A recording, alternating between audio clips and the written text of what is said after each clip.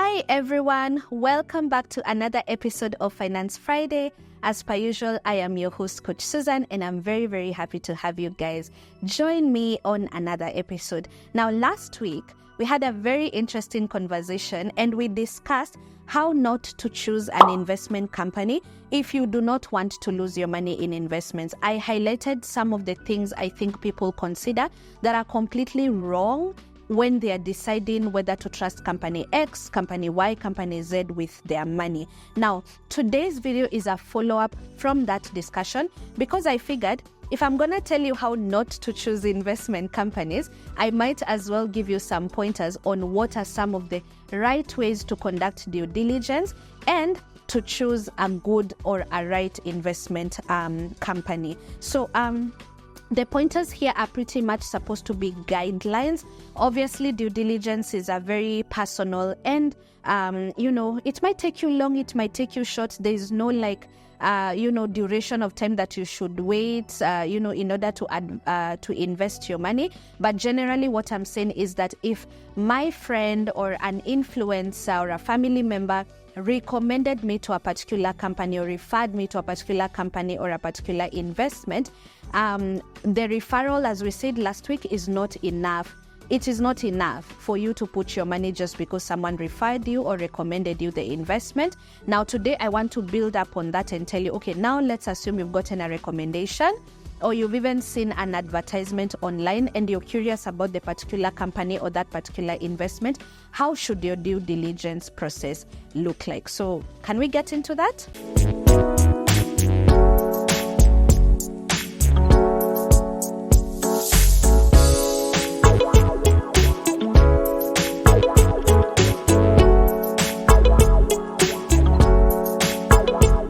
Now, the first place I would start is regulation, Capital Markets Authority regulation, and also enforcement actions. So the first thing that you want to do is find out if the company is licensed and regulated by the Capital Markets Authority. In Kenya, the CMA is the body that regulates and licenses pretty much all investment firms in Kenya.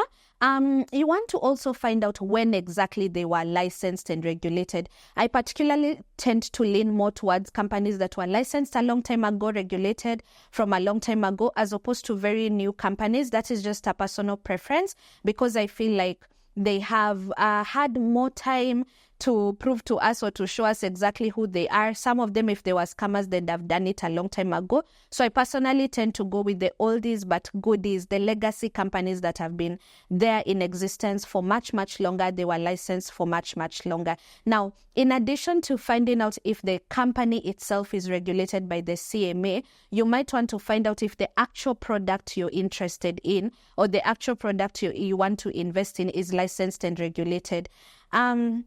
This is not very common information, but a company can actually be regulated by the CMA as a whole, like the firm itself is regulated. But within that company, you can find offers or investment products that are under CMA regulation, and others you can find they are privately offered investment products that are not regulated by the CMA. So that would ideally mean that if you end up maybe losing your money in that investment, you can now not come to involve the CMA because the CMA were not, it's not a regulated product. So we have regulated products and unregulated products. With regard to enforcement actions, as you're doing your research, you might want to see if CMA at any given point or any regulator has flagged that company for any enforcement issues, or they've flagged that company for let's say, any actions that were taken against the firm because of them not complying.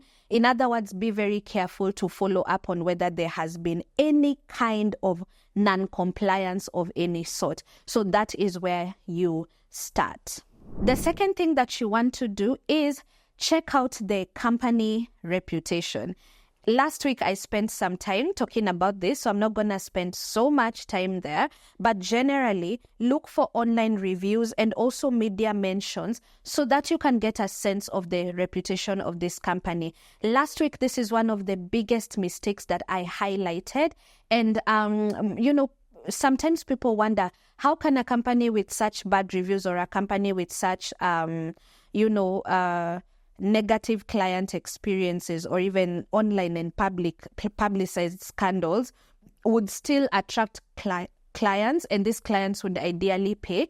The reason why that happens is because people understand the psychology of people and the psychology of money. Most of us will overlook some of these things as long as we are being guaranteed significantly higher returns, as long as our emotions are catered to and they just hit that right nerve. Some of us will ignore all of these things and still go ahead to invest in some of these companies. My verdict is very straightforward. Even for my own personal investments, I personally believe that where there's smoke, there's fire.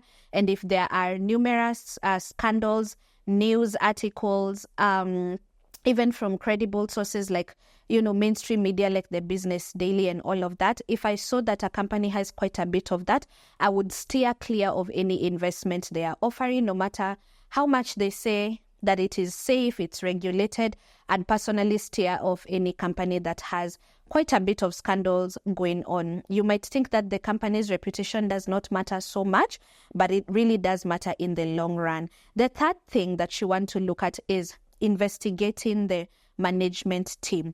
And here you want to specifically find out who owns the company, who is the CEO, who's heading, like, for example, who's head of the investments or private equity. Just figure out or research on what exactly the company leadership structure looks like. Now, a lot of this information is Googleable information. Most of these companies are actually required to publish their annual investor reports or annual financial reports. You'll see the board of directors, you'll see the owners and all of that. Why do you want to find out who the owner is? You just want to check for any past misconduct or rather even legal issues that some of the key personnel leading the company has been involved in. Now, I'm not saying we should automatically just judge the company based off of specific individuals' past, but I genuinely feel that if I followed up and I found out that maybe a key personnel or a key leader or a key management personnel in a particular investment company has had numerous legal issues of misconduct, especially in the areas of investment, transparency with regard to investor money, I would take that particular investment company with a pinch of salt, because who is to say that monkey see, monkey do will not happen? In other words, what they did in their past life or their previous companies, they probably are, susceptible to doing it in this new company. So it's also important to ensure that the leadership of some of these companies is actually legitimate and straightforward people who do not have past scandals of scamming people. The fourth thing that you want to look at is also the track record of a company.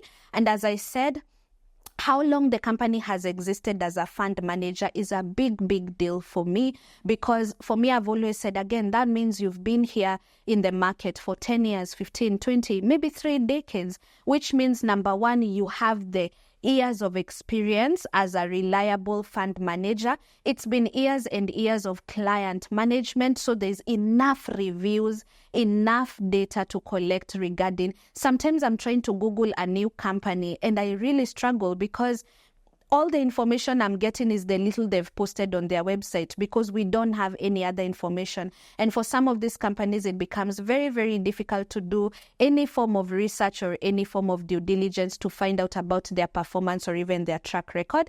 The truth being, because they do not have a track record. They are new. They're just getting started. So you really have very little information.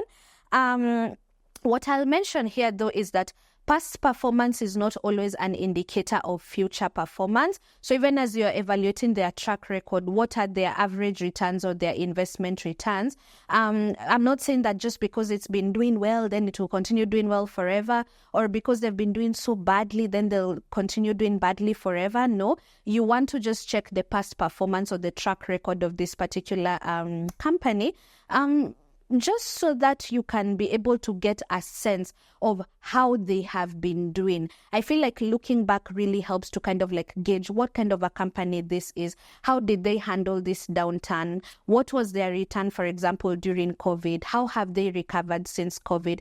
All of that will give you a bit of insight into the kind of company that you're looking at. All right. The fifth thing you want to do is also to the fifth thing that you want to do is to actually evaluate their financial stability. You want to be able to check or read the financial statements of this company so that you can actually analyze or evaluate how sustainable they are as a company financially, how stable they are as a company financially, and even how much transparency they are willing to volunteer for their investors or even anyone just looking into them. Now, ini kizungumkuti for some of us, because especially when I'm training some of my clients to actually go through due diligence, maybe you're even deciding whether you're going to buy shares of a particular company. One of the things that you really, really need to do is to go through the company's financials, the income statement, the balance sheet. And some of us do not know how to do that. So do you guys see where the problem comes in now? So if you do not know how to read through a financial statement, in other words, if you are looking for whether they are able to, if they have any liabilities or loans, you don't even know where to look at. You don't know whether is that on the income statement or is it on the balance sheet. If you want to look at, the size of the fund, how much are they managing in assets, for example, you do not know where to look at profitability and how have they been profitable since they began or for the past 5 to 10 years. You're not really sure how to do that. Now, Harper, guys, there's no shortcut. Let me just be very honest with you. One of the things I keep telling people is that some of you baby girls and baby boys are going to have to learn the basic life skill of reading and understanding financial statements. I am sorry to break it to you, but that is a life skill. You see how you need to know how to cook for yourself, and how you need to know how to kind of like groom yourself, tie your own shoes, arrange your own home, cook yourself a decent meal, regardless of the gender. But let's not get into that conversation. Those are life skills. Now, one of the other life skills that we need to add on top of financial literacy, knowing how to budget, is actually learning how to read financial statements. If you plan to be an investor in anything or anywhere, you can't be a lazy investor. Please go to YouTube. Even right now, if you just search on your YouTube and say, how to read an income statement for a beginner or how to understand a balance sheet for a beginner, I'm pretty sure you will get videos. Even if you do not have a background in finance, you'd be able to understand what a balance sheet is. It has assets, what are assets, what the company owns. It has liabilities, what the company owes, and this is what it tells you. You'll see something like EBITDA, and you're wondering, what is EBITDA? EBITDA is earnings before interest, tax, depreciation, and amortization, so that you can just understand the profitability and the financial stability of these companies. So there is no middle ground. Tutahave kujua kusoma financial statements. If you really want to do good due diligence, please do not say this is a finance people thing. As I've told you, any person who wants to invest their hard-earned money cannot be a lazy investor. This is a learned skill. You can learn it at any time on YouTube, free courses, or even just consult me or, someone else in the finance space and pay them, okay, to help you learn how to actually do, read financial statements, understand financial statements, and know what to look for and where. Once you're able to do that, you should ideally be able to understand exactly how well a company is doing financially. The next thing that you need to do as a sixth item in your due diligence list on how to choose a company is ensure you assess the customer service. Again, as I told you, a lot of this information is going to come from past experiences that previous clients have had, or maybe even when you're starting. I have actually opened an account with a particular company, invested with them, and in 3 months, I chucked my money or I withdrew my money from that particular investment because I realized there's no form of good customer service, zero transparency. Actually, it was around 6 months. Reaching these people was a problem. Emails would take so long. And then you say, you've already paid. I have no problem with someone taking 7 working days to respond to my email. But if you have my money, honey, if you have my money, you're going to talk to me as regularly as I need you to talk to me, right? So you want to really test the company's customer service responsiveness, their availability on phone call, on email. And if you don't want to just do trizects like me, because I just went in and invested and then found out when I'm in there that, these people are not very forthcoming. With information, you could just seek feedback from existing clients or read reviews, as we said, and testimonials. Why customer service is so important is because, honestly speaking, I know so many companies have really, really heavily invested in automating most of these systems. One of the things I love about most Kenyan investment companies right now, so tech savvy. Like, you open an account online without anyone having to help you. You get feedback on email about like your account. You log into a portal, you can top up, you can withdraw, you can do so many things without ever having to walk into any of their offices or drop in calls. But sometimes things happen and you need to talk to an actual representative from the company. So you might want to check on that. Please also assess their technology. That is the 7th thing that you really need to do. Another reason I left that previous investment company is because in this day and age of technology, I failed to understand, for example, how every other company I'm invested in are able to provide like an online portal or even a mobile app that I can log into and be able to view my investments. So this company is, quite reputable, and, it really was lost on me why, months into the investment, close to a year, there's literally nowhere for you to log in to see, how your investments are performing. Now, this might just be a personal issue, but this is also one of the things that I take so keenly. I want to plug you guys onto something, and that is actually the night that I decided I was going to withdraw my money from that company. If you have not watched the biggest scam that was ever run in the United States of America, I need you to get onto Netflix and watch a show called Madoff. Yeah?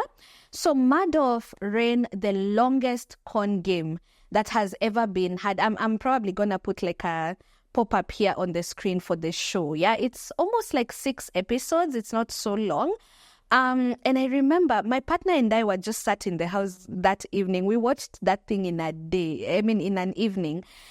And when we were watching, so obviously they were just taking people through, the documentary takes you through this guy, his mindset, how the SEC, which is like the CMA version in the United States of America, how they missed all the red flags of this guy running a con. So it's a very interesting thing, and you see everything I've been talking about, especially from last week's video. This guy really promised guys quite some big amounts of returns and profits.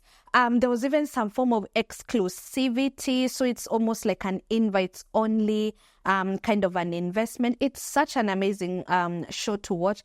The only unfortunate thing is that it's actually based on a true story. It actually happened. And it was a very, very long con. Like, the company was in existence for years before the pyramid scheme actually, came crumbling down. And so one of those, episodes when we were sat watching, the narrator highlighted that one of the red flags was the fact that the statements were not auto-generated. It almost looked like this, because most of these investment companies will send you annual monthly statements.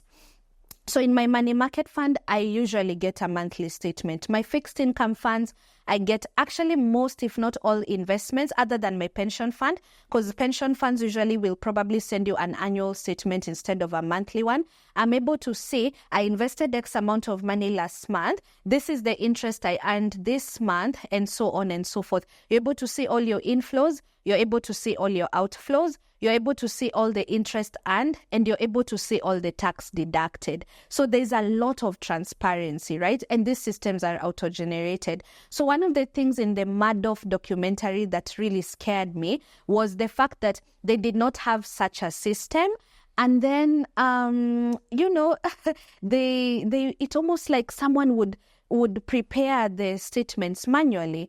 And that is, they would cook the figures and make the figures look however they wanted to and all of that, which is one of the reasons why I got really, really spooked from investing in companies, which in this day and age, even if I started my own fund management company, I do believe maybe in 6 months tops, I should probably have some sort of a portal or a platform that clients can log into and see all that transparently. Inflows, outflows, interest and taxes in a continuous statement.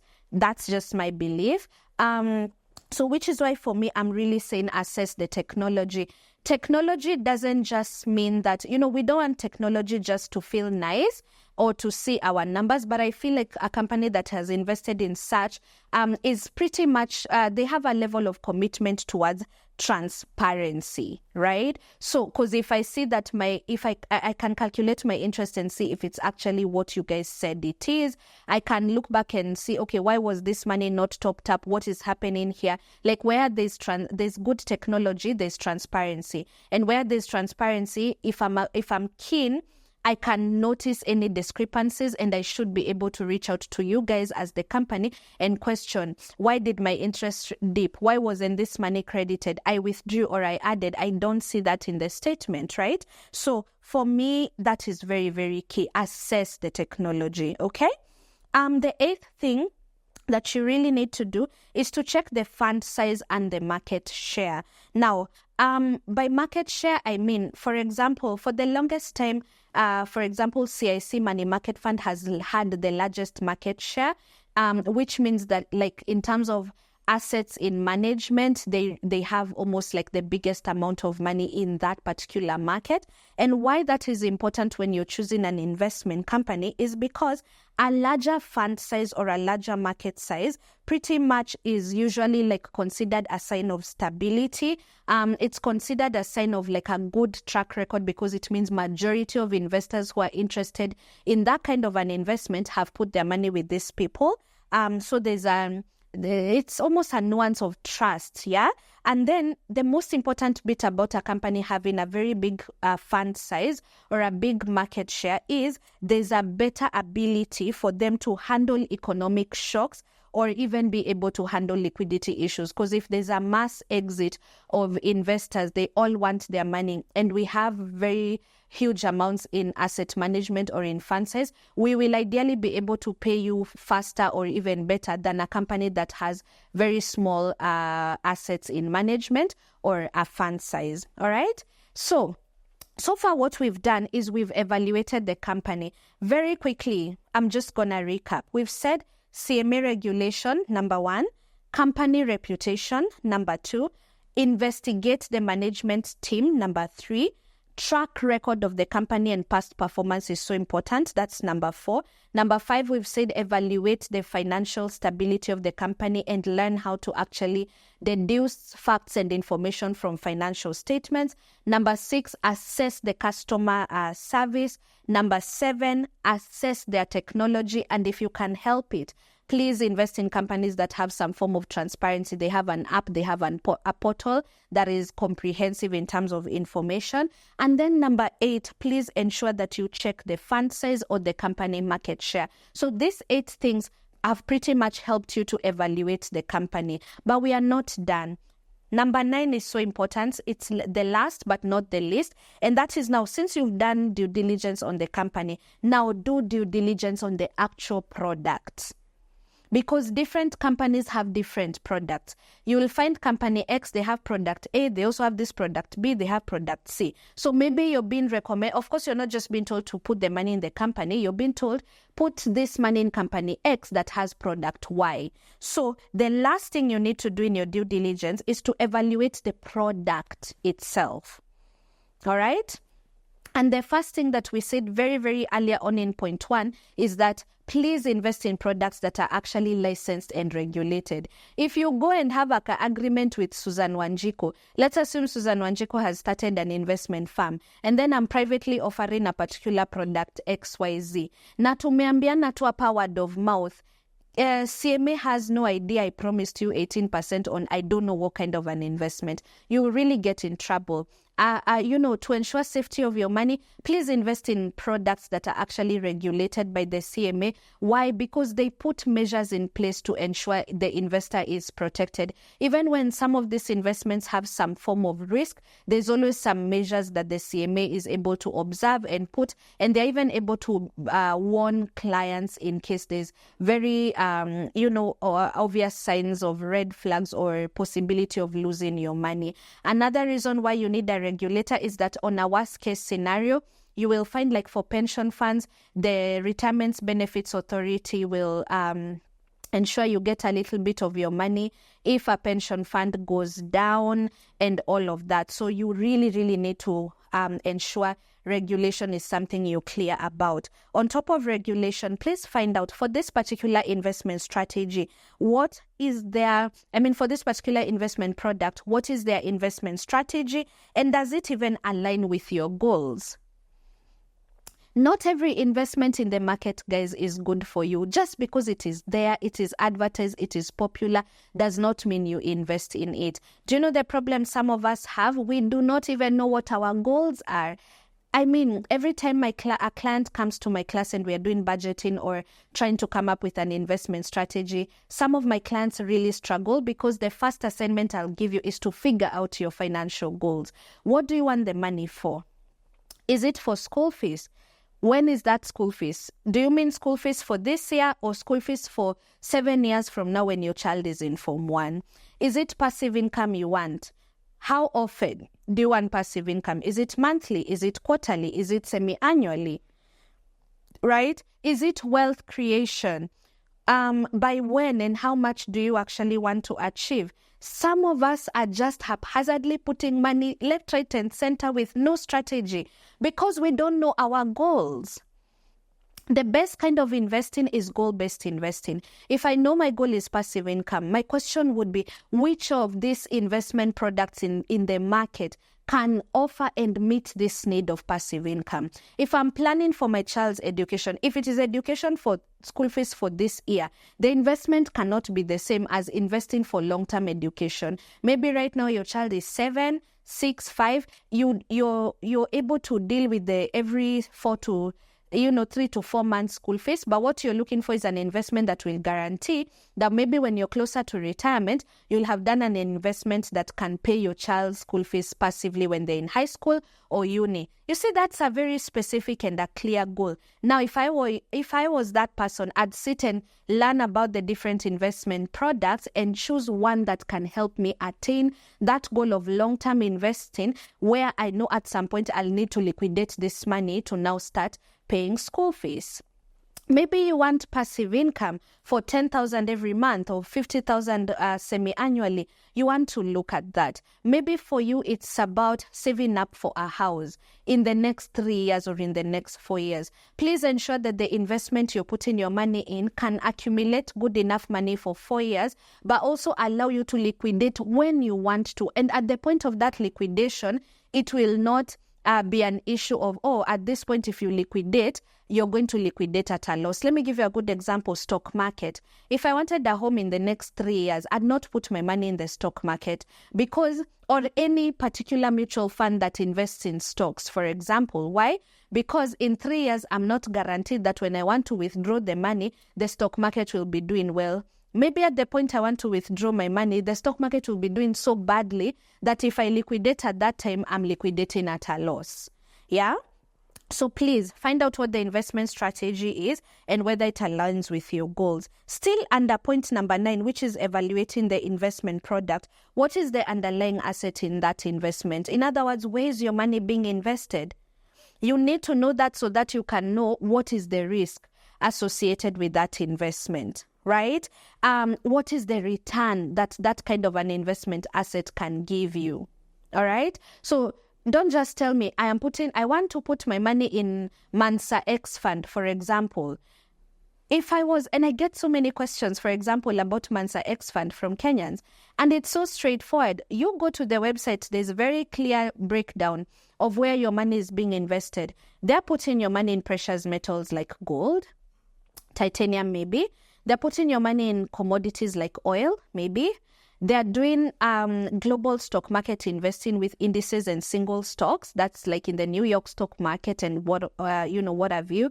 They've also done a few fixed income assets. I'd ask myself, how risky are these underlying assets? If you can investigate the risk associated with those underlying assets, which is ideally where your money is being invested, you can be able to gauge the overall risk profile of that particular investment.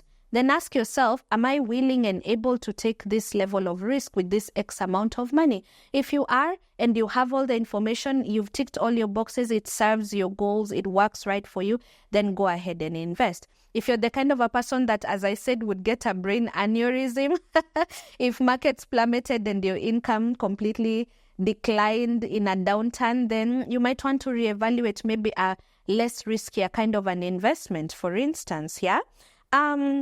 And then, of course, please compare the returns that this product is promising. And as we said from last week, compare it with the market average.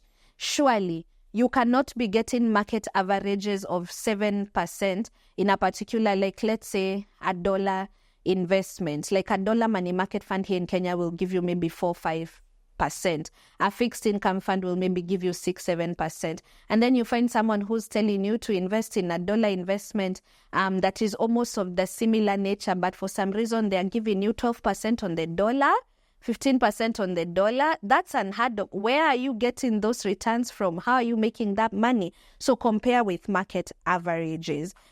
Another thing you need to do is to get a thorough breakdown of the fees. This is something I'm seeing people ignore.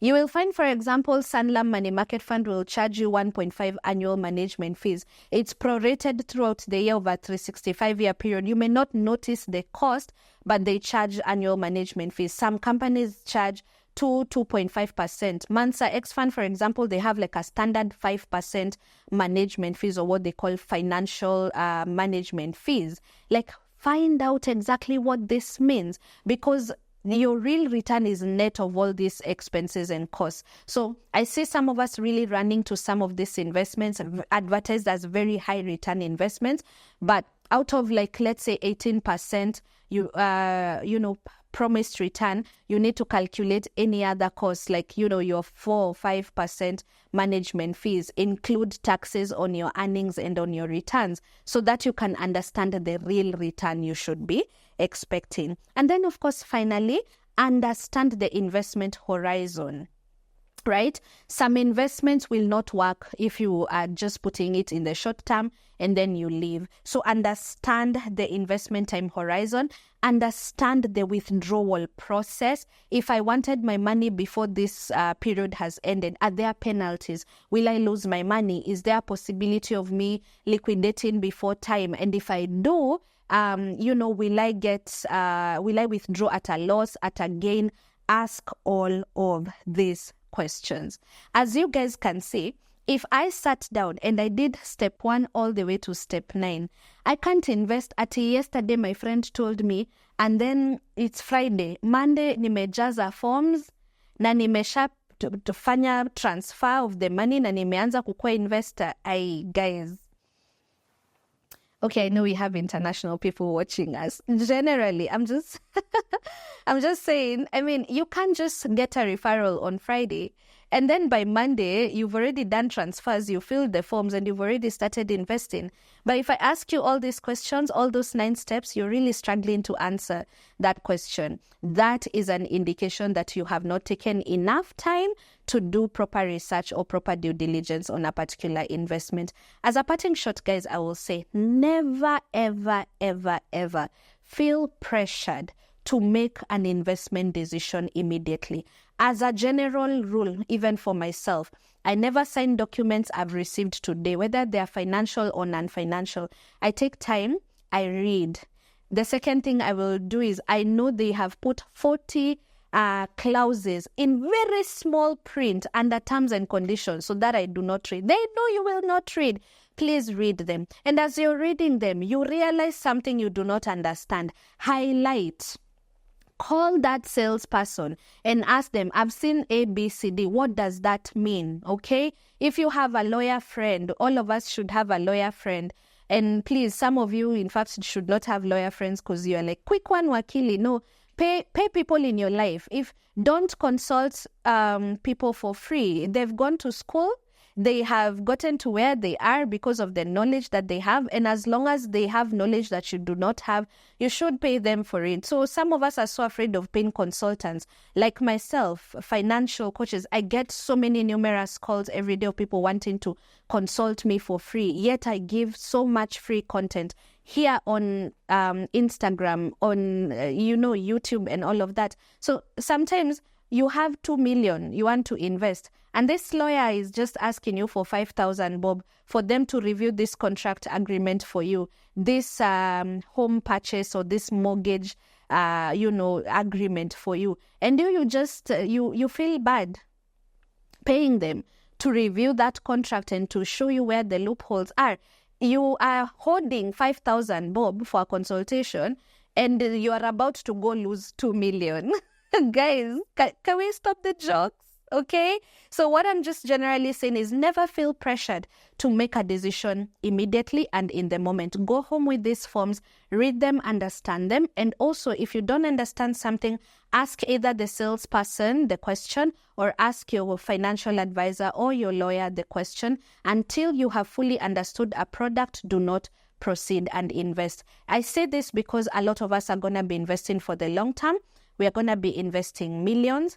Our livelihoods are heavily reliant on where we've invested our money. And because of that, I would highly, highly recommend that we start doing a better job in terms of doing due diligence in the companies we're investing in and in the products that we are investing in. So I hope last week's video and this week's video have really empowered you guys in terms of doing due diligence on investments. Please let me know in the comment section down below if you found those 2 videos and even today's video insightful. If you have any questions, you know what to do. And please remember to share this video, like it, comment. It really supports the work that I do here on this channel.